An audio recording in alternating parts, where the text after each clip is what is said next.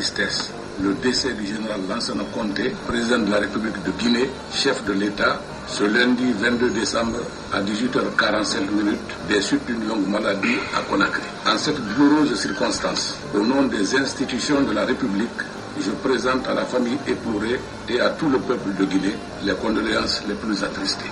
Le général Lansana Conté, président de la République, apparaissait aux Guinéens comme un paysan solide, un valeureux soldat qui a su braver toutes les intempéries et dans sa souffrance de ces dernières années, par sa résistance physique et sa détermination morale, il est resté fidèle au sens de ses charges publiques. Cet homme aura marqué pendant un quart de siècle l'histoire de notre pays et de la sous-région. Il est celui qui a posé les bases de la démocratie en Guinée, en vertu des lois de la République. J'appelle donc la Cour suprême à constater la vacance du pouvoir et à faire application de la loi fondamentale.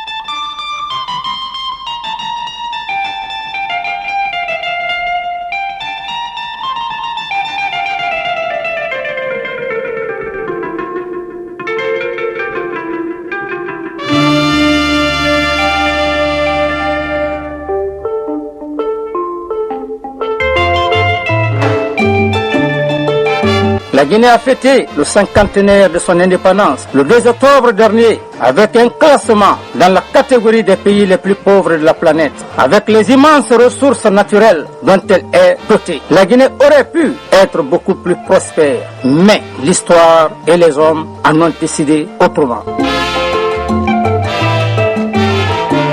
Les détournements des deniers publics, la corruption généralisée, l'impunité érigée en méthode de gouvernement, l'anarchie dans l'appareil de l'État ont fini par plonger notre pays dans une situation économique catastrophique, particulièrement dramatique pour la grande majorité des Guinéens.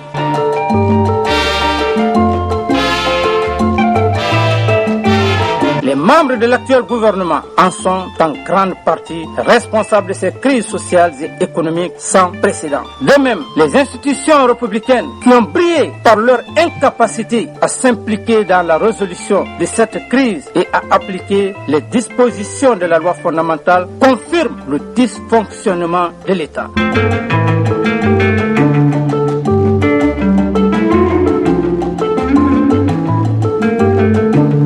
Ainsi, nous notons l'absence de volonté du gouvernement dit de large ouverture d'entreprendre des réformes nécessaires pour résoudre cette crise profonde et récurrente qui frappe tous les secteurs de la vie nationale, notamment l'incapacité avérée du gouvernement de fournir les services sociaux de base comme l'eau et l'électricité, la marginalisation des jeunes et des femmes dans la prise de décision, l'insécurité grandissante dans tout le pays, la corruption généralisée des services de l'État, la recrudescence du trafic de drogue sur l'ensemble du territoire national, le refus catégorique du gouvernement de poursuivre la révision des conventions minières à cause des intérêts égoïstes et personnels de certains cadres de l'État et des groupes d'intérêts de clans mafieux.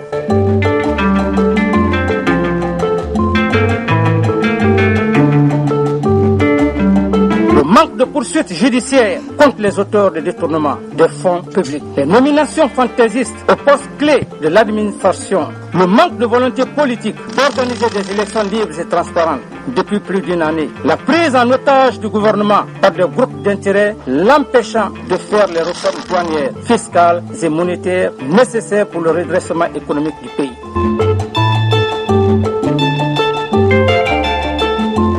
Tout cela préoccupe à plus d'un titre la population et entraîne un désespoir profond à l'avenir de la jeunesse guinéenne en particulier et le peuple tout entier en général.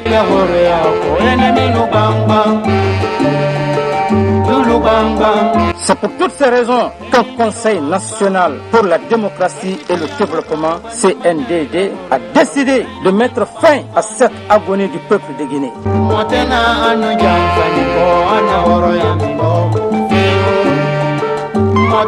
Afin de sauver l'unité nationale, d'assurer le développement économique de notre pays et permettre le lancement des bases d'une réelle démocratie fondée sur les principes de l'état de droit où tous les citoyens seront prospères, égaux et libres de leurs mouvements en toute sécurité et en tout temps.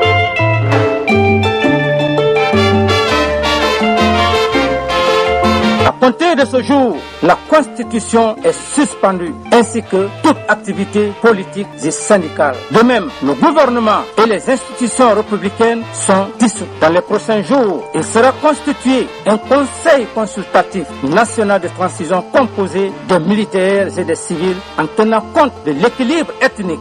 Il sera dirigé par un président. Ce conseil sera chargé de superviser et de garantir la transition afin de permettre de restaurer l'autorité de l'État, lutter contre la corruption et d'organiser des élections libres et transparentes.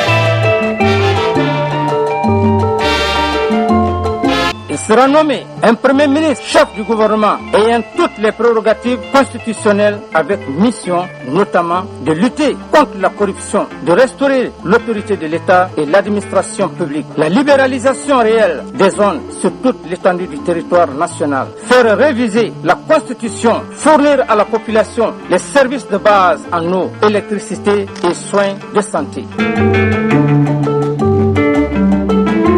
Ces mesures permettront de garantir une transition paisible dans l'intérêt supérieur de la nation guinéenne.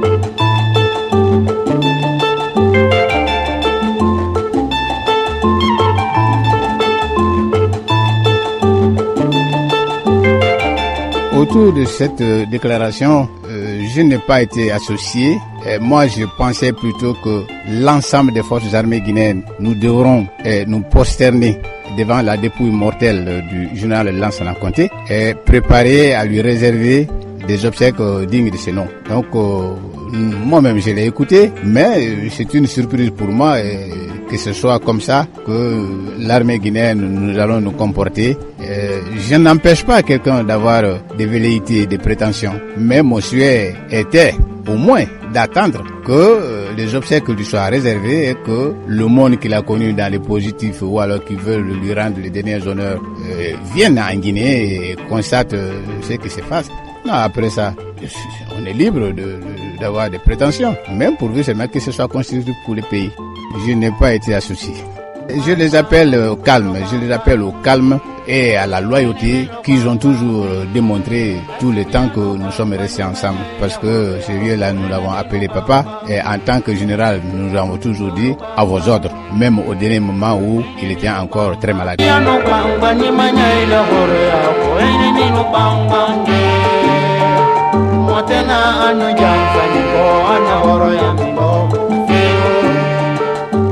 L'héritage est lourd. Nos concitoyens s'adaptent difficilement aux exigences. On est en 1986. Lansana Conté a pris le pouvoir depuis 2 ans déjà en compagnie d'un groupe d'officiers à la mort d'Ahmed Sékou Touré. Conté a déjà échappé à une tentative de renversement. Il annonce alors une série de réformes politiques. En 90, il est proclamé président de la Deuxième République. Il libère 1 millier de prisonniers politiques et ouvre l'économie au libéralisme. Une nouvelle constitution est adoptée. Dès 92, la Guinée autorise le multipartisme et une opposition légale voit le jour. Mais le vent de la réforme laisse aussi entrer celui de la contestation. L'élection présidentielle de 93, qui lui offre son premier mandat civil, sera d'ailleurs critiquée par l'opposition. Une contestation qui s'étend en 96 aux jeunes soldats qui se mutinent. Lansana Conté se sort in extremis de la situation. Vous devez savoir que c'est pas seulement les soldats qui veulent l'augmentation de leur salaire qui sont dans les rues. Alors, les soldats qui réclament les salaires, je vous demande de rentrer dans les camps. Je vous ai promis, je vais réaliser. Lansana Conté qui a toujours adossé son pouvoir sur les militaires et cependant traumatisés. Après cet événement, sa foi réformiste commence à faiblir. Lui qui a édicté des règles politiques ouvertes fera tout pour qu'elle n'entraîne pas sa chute. La présidentielle de 98 en est l'illustration. Il fait arrêter son principal opposant et 3 ans plus tard change la constitution pour s'autoriser un nombre illimité de mandats. Les années 2000 seront celles de l'immobilisme. Le président est malade. Les effets pervers de son règne, à savoir le népotisme, le clientélisme et la corruption, prennent une forme aiguë. On assiste alors à une lente déliquescence de l'État guinéen, mais qu'importe, Lansana Conté meurt sur son siège comme il l'a toujours souhaité. Dieu m'a donné le pouvoir, disait-il, lui seul pourra me le reprendre.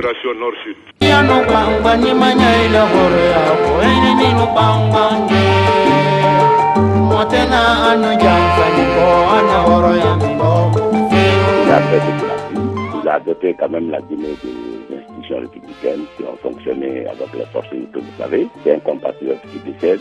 Je regrette pour lui, pour sa famille, pour ceux qui l'ont aimé et pour le peuple du Guinée. Mais ce qui est le plus important aujourd'hui, c'est que les institutions de notre pays puissent fonctionner pour éviter à la Guinée des désordres inutiles qui vient de s'ajouter aux difficultés énormes du temps présent. Donc vous souhaitez une transition courte, assurée par le président de l'Assemblée, comme le prévoit la Constitution? Courte et assurée, qu'il n'y ait pas de pagaille, qu'il n'y ait pas de velléité autre que l'esprit de la Constitution, pour que le peuple de Guinée puisse s'engager dans une voie claire de la construction d'un état de droit, du développement économique et puis de l'intégration.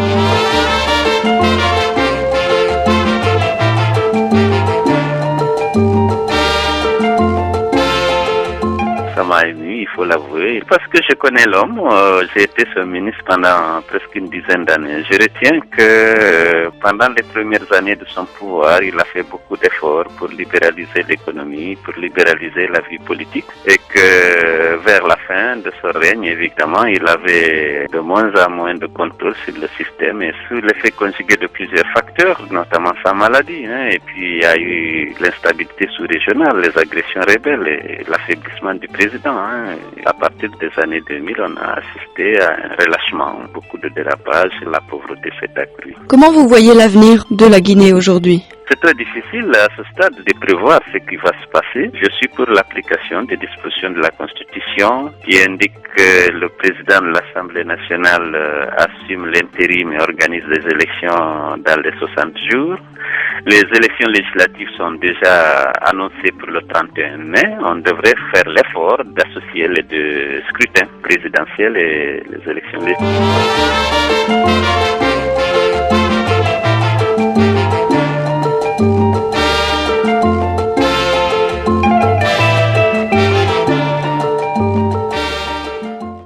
D'ordinaire et très souvent d'ailleurs un coup d'État est accueilli par des mouvements de foule en liesse aujourd'hui à Conakry. C'est dans l'indifférence la plus totale que la population a accueilli cette annonce de coup d'État, de prise du pouvoir par une partie de l'armée. Simplement parce que les Guinéens ont d'autres préoccupations, la survie au quotidien. Ces dernières années, pour ne pas dire cette dernière décennie, les Guinéens ont été bernés par des promesses non tenues. Ce matin, les anti-putsch et les favorables au maintien de l'armée au pouvoir sont restés indifférents. Aucune manifestation dans l'un ou l'autre camp n'a été constatée. Alors, est-ce qu'on sait qui a le pouvoir ce soir à Conakry ? Oui, le chef du fil de ce mouvement n'est pas encore officiellement connu, même si des noms circulent. Il y a par exemple celui du commandant du Bata, le bataillon autonome des troupes aéroportées, la principale unité d'élite de l'armée guinéenne, Sekouba Konaté. Mais il y a aussi le nom du chef d'état-major de l'armée de terre, le général Mamadba Toto Kamara. En tout cas, le chef d'état-major des armées, le général Diara Kamara, lui, s'est démarqué des putschistes. Bon, je l'ai appris comme ça, mais j'espère que tous les Guinéens vont faire face à l'essentiel qui est de rendre les derniers hommages à l'illustre disparu.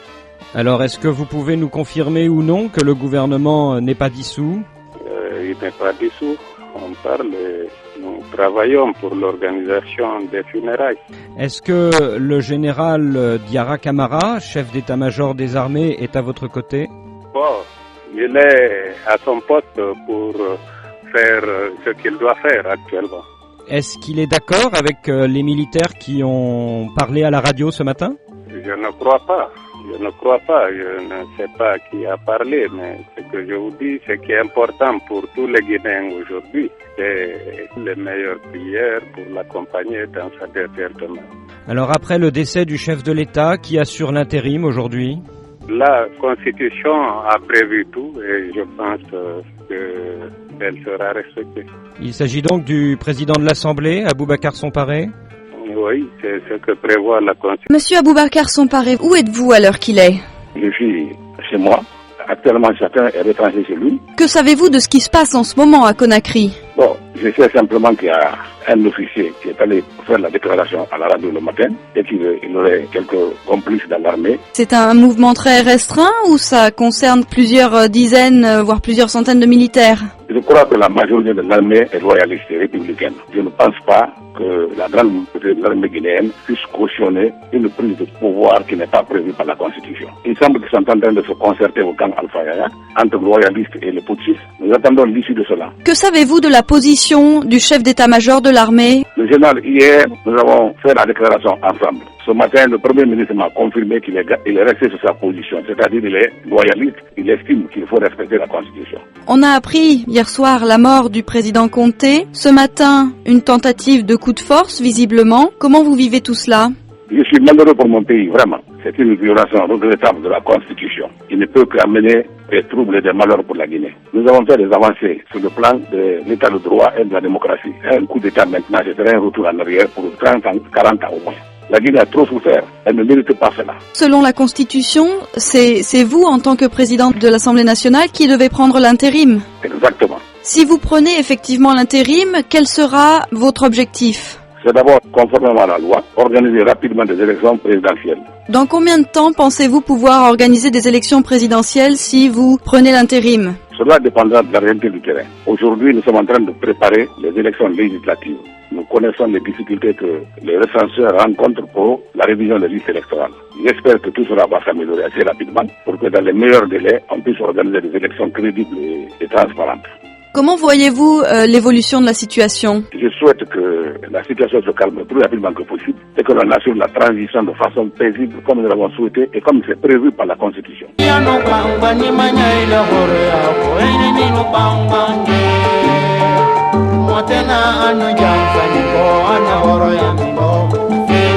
les tractations se poursuivent en ce moment avec probablement des commandants de différentes unités. Le groupe de putschistes a apparemment convié beaucoup de représentants des différents corps au camp Alpha Yaya. Pour l'instant, il ne semble pas être parvenu à un accord pour choisir et désigner leur chef. Des coups de feu ont même retenti sporadiquement dans l'après-midi à l'intérieur du camp. Alors la bataille se jouerait autour de 3 officiers. Le capitaine Moussa Dadis Camara, c'est lui qui a annoncé le coup de force cette nuit à la radio nationale et qui fait donc office de porte-parole. Il y a ensuite le lieutenant-colonel Sekouba Konaté, patron du BATA, le bataillon autonome des troupes aéroportées, et puis le chef d'état-major de l'armée de terre, Mamadou Ba Toto Camara, récemment promu général. Tous sont instruits. Plusieurs critères sont débattus en ce moment pour le choix du leadership. Certains mettent en avant la jeunesse, d'autres le grade. Le capitaine Moussa Dadis, qui fait partie de la jeune génération, serait soutenu par la troupe, en tout cas une partie de la troupe. Le général Toto Camara, plus âgé, lui, est le plus gradé et bénéficie d'un certain respect de la part de la base. Pour l'instant, donc, on ne sait pas qui l'emportera et si d'autres candidats sont en lice. Ce que l'on peut dire, d'après en tout cas ce qu'affirment plusieurs sources, c'est que le groupe de putschistes a rallié beaucoup de militaires, au point que certains leaders de l'opposition civile estiment que parler de militaires loyalistes n'est plus approprié. Il est vrai que le camp Alpha Yaya est le plus important de la capitale, mais aussi de tout le pays. Il dispose du plus grand nombre de soldats et surtout de l'arsenal, blindés et artillerie lourde. En début d'après-midi, plusieurs milliers de militaires ont paradé dans le centre-ville. Alors pour l'instant, les putschistes ne font, semble-t-il, face à aucune force d'opposition. Les communiqués des putschistes qui dénoncent le désespoir de la population guinéenne plongée dans la misère à cause de ceux qui les ont gouvernés ont peu de chance, il est vrai, d'être contredits.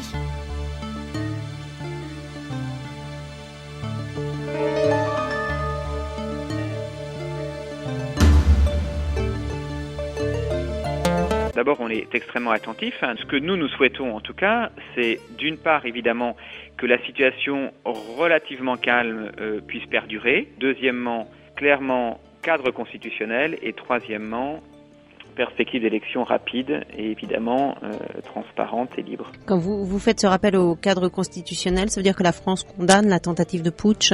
En soi, on ne peut pas évidemment approuver un putsch. Donc oui, nous condamnons un putsch. Maintenant, il faut voir comment se passe la dynamique politique. Nous, ce que nous souhaitons, c'est qu'il y ait une transition, une nouvelle fois, qui soit paisible et qui s'inscrive dans le cadre constitutionnel. Les modalités de cette inscription, ça, il faut voir comment ça va émerger de la situation actuelle. Et puis, très important, il faut que rapidement, on aille vers ces élections. Pour la Commission européenne, c'est évidemment une condamnation sans appel d'un coup d'État. Un coup d'État reste un acte tout à fait illégitime, mais illégal même.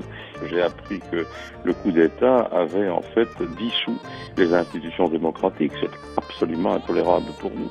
Que ce soit un coup d'État militaire, en rajoute encore au caractère illégal de la démarche. Qui doit assurer la transition selon vous? Je crois qu'il y a un Premier ministre pour le moment et un gouvernement en fonction. Et donc il n'y avait pas de raison qu'il y ait un coup d'État. La mort du président ne justifie rien. Il est évident qu'ici, la nouvelle donne place évidemment nos relations dans un contexte, dans une perspective extrêmement négative. Et donc, ou bien les militaires se retirent et reviennent à l'ordre constitutionnel classique, ou bien alors nous serons évidemment dans des relations de coopération extrêmement difficiles. De nouvelles sanctions? Probablement. Certains en Guinée acceptent une solution pragmatique? Non, je n'envisage pas de démarche pragmatique à l'égard de militaires. Quand des militaires prennent le pouvoir, ils le prennent par les armes. Et la prise de pouvoir par les armes, c'est contraire aux valeurs de l'Europe, c'est contraire aussi à nos accords de coopération, c'est contraire à tout. Et donc le pragmatisme, il ne peut pas tout justifier. Je ne suis pas un homme sans flexibilité, mais dans un cadre constitutionnel, pas en dehors d'un cadre constitutionnel. Donc le coup d'État militaire, c'est de la même veine que le coup d'État en Mauritanie. Tout ça, nous ne pouvons pas l'accepter et nous ne l'acceptons pas. Qu'est-ce que vous demandez dans l'immédiat à ces militaires? Un retour à l'ordre démocratique, c'est assez facile, et que l'on organise, bien entendu, dans des délais acceptables et possibles, des élections démocratiques. Pas autre chose. Pas essayer d'imposer le fait acquis, pas essayer de chercher une légitimité factice. L'Union européenne, ce sont des institutions démocratiques sérieuses, fondées sur le droit. Nous ne pouvons pas traiter avec des gens qui sont des hors-la-loi, parce que en fait c'est ça.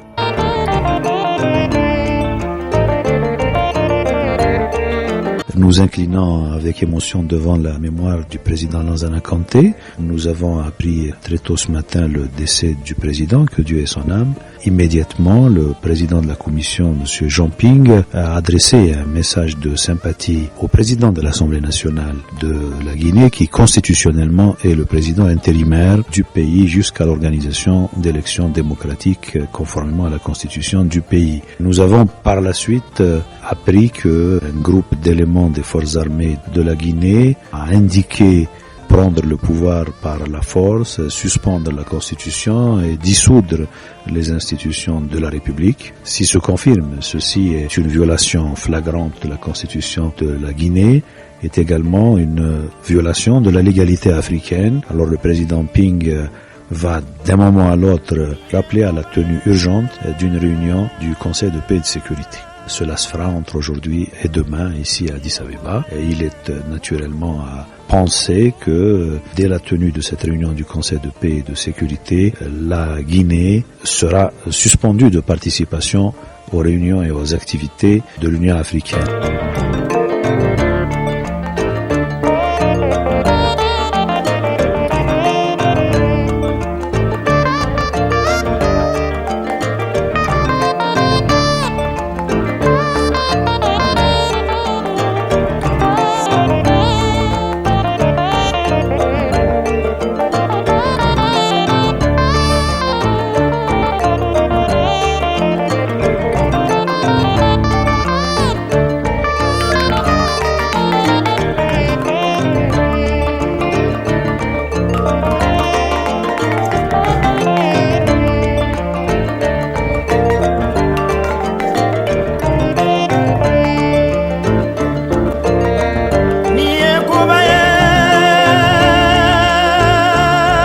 La solution, c'est d'abord la préservation de la paix, de l'entente entre les Guinéens. La solution, ça doit être aussi l'organisation d'élections transparentes dans le temps imparti, mais peut-être que ce qui est en train de se passer aujourd'hui était le passage obligé.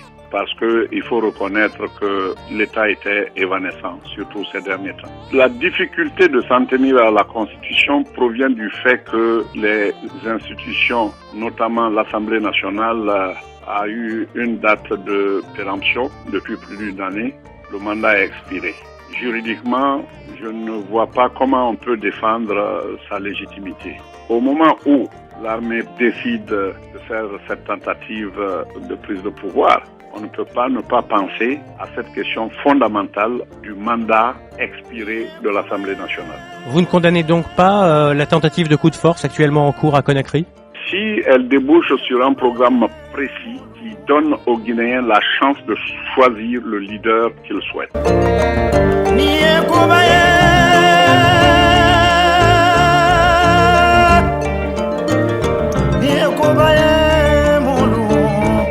Je dis très clairement, pour moi, une prise de pouvoir éventuelle par l'armée est inconcevable et ce n'est pas la solution. Quelles que soient les bonnes intentions ou les déclarations de ceux qui veulent prendre le pouvoir, ce n'est pas acceptable.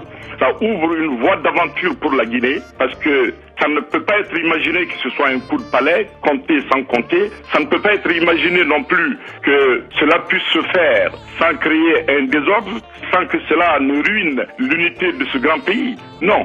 Les forces armées ont un grand rôle aujourd'hui, c'est de garantir le processus constitutionnel. Mais en ayant bien en vue qu'on est dans une crise.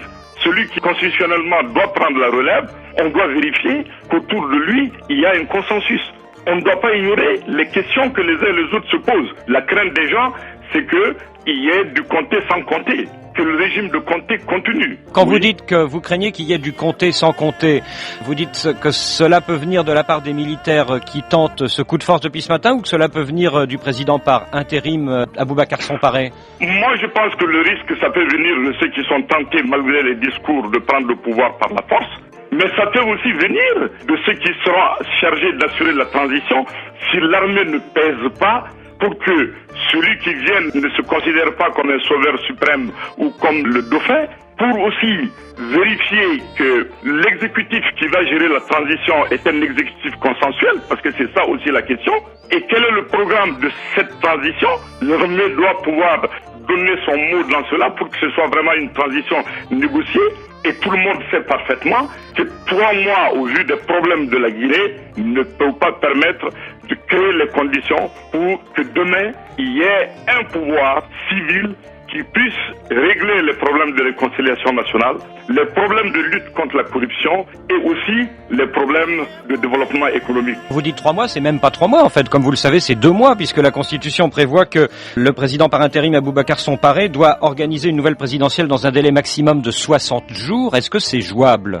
Non, cela n'est pas jouable. C'est là où la responsabilité de l'armée est grande. Une fois que le processus constitutionnel est engagé, comme d'ailleurs l'Union africaine l'a demandé, il faut que ce soit un processus qui ne soit pas militaire, il faut que ce soit un processus qui soit consensuel et pacifique. Il ne sera ni consensuel ni pacifique s'il n'est pas négocié pour savoir quel exécutif, quelle durée et qui peut être autorisé demain à se présenter et quel programme durant cette phase-là. À mon avis, c'est cela le rôle des militaires aujourd'hui. Ils doivent veiller à ce que la période de transition soit une période négociée et que toute la classe politique puisse de façon consensuelle et pacifique s'y reconnaître et en même temps veiller à ce que l'ordre public soit là et qu'il n'y ait pas de règlement de compte, qu'il n'y ait pas de désordre. Le coup d'État n'est pas la solution au problème de la Guinée aujourd'hui.